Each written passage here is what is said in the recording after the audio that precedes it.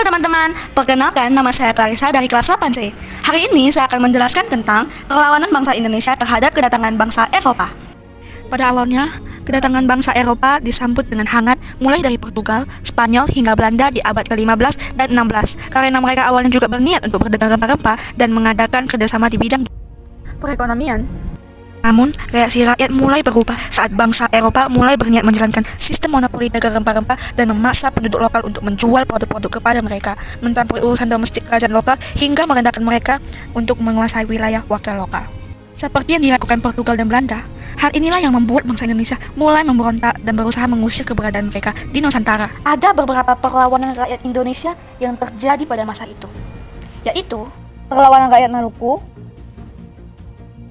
perlawanan rakyat Jawa, perlawanan rakyat Sumatera Barat, perlawanan rakyat Aceh, perlawanan rakyat Sumatera Utara, perlawanan rakyat Bali, perlawanan rakyat Sulawesi Selatan, dan perlawanan rakyat Kalimantan Selatan. Sekarang saya akan mulai menjelaskan dari perlawanan rakyat Maluku. Pada awalnya, perlawanan rakyat Maluku muncul pada tahun 1635 di bawah pimpinan Kakiali, Kapitan Kito.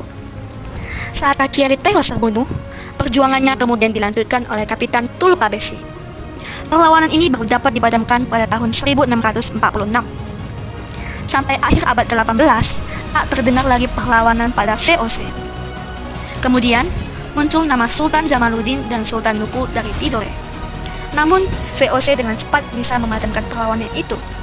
Lalu, pada 1817, muncul tokoh dari di Pulau Saparua bernama Patimura ataupun dikenal sebagai Thomas Matulesia.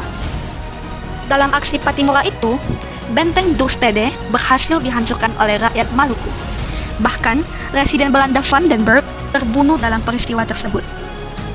Tak sampai itu, Belanda terus membawa pasukan dari Ambon hingga Jawa demi mengalahkan rakyat Maluku. Peristiwa ini menjalar ke kota lainnya di Maluku, seperti Ambon, Seram, dan pulau lainnya agar rakyat Maluku mundur. Satu persatu wilayah di pulau itu jatuh ke tangan Belanda setelah perlawanan yang dahsyat. Ratusan orang gugur dalam pertempuran itu, dan Patimura pun akhirnya berhasil ditangkap Belanda. Pemimpin perlawanan kemudian digantikan oleh Martha Christina Tihahu, seorang pejuang perempuan. Namun sayangnya, ia juga ditangkap. Ketika dalam perjalanan menuju tempat pengasingan di Pulau Jawa, ia pun meninggal dunia. Akibat pemberontakan ini, pemerintah Belanda pun menerapkan kebijakan ketat. Rakyat Maluku, terutama rakyat Saparua, dihukum berat. Monopoli rempah-rempah pun diberlakukan kembali oleh pemerintah Belanda. Sekarang mari kita lanjut ke bagian kedua, yaitu perlawanan rakyat Jawa. Perlawanan rakyat Jawa antara lain ketika Pangeran Diponegoro memimpin perlawanan terhadap Belanda dimulai pada tahun 1825 hingga 1830. Perlawanan ini dibantu oleh Sentot Ali Pasca, Prawirodirjo, Kiai Mojo, dan Pangeran Mangkubumi. Pada pertempuran awal, Pangeran Diponegoro memperoleh kemenangan. Hal ini disebabkan sebagian tentara Belanda dikerahkan untuk memadamkan perlawanan di luar Jawa. Selain itu, pasukan Pangeran Diponegoro memiliki semangat yang tinggi untuk mengusir Belanda. Untuk menghadapi pasukan Diponegoro, Belanda melakukan strategi untuk memperlemah kekuatan musuh. Mereka mengangkat kembali Sultan Sepuh, yaitu Hamengkubuwono II. Ini bertujuan agar para bangsawan yang membantu Diponegoro kembali ke istana. Siasat ini gagal karena Sultan Sepuh tidak lama kemudian meninggal.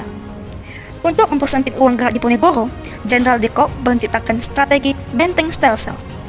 Dengan cara ini, daerah Diponegoro semakin sempit. Kemudian, pada tahun 1830, Pangeran Diponegoro diajak berunding oleh Jenderal de Kock di Magelang. Jenderal de Kock berjanji bahwa jika perundingan gagal, Pangeran Diponegoro bebas kembali ke markasnya. Namun, de Kock berkhianat. Pangeran Diponegoro ditangkap dan diasingkan ke Manado. Setelah itu, dipindahkan ke Makassar hingga akhir hayatnya. Namun, hari ini saya hanya akan menjelaskan perlawanan antara rakyat Maluku dan perlawanan rakyat Jawa. Terima kasih sudah melihat video ini sampai selesai ya. Semoga bermanfaat. Bye-bye.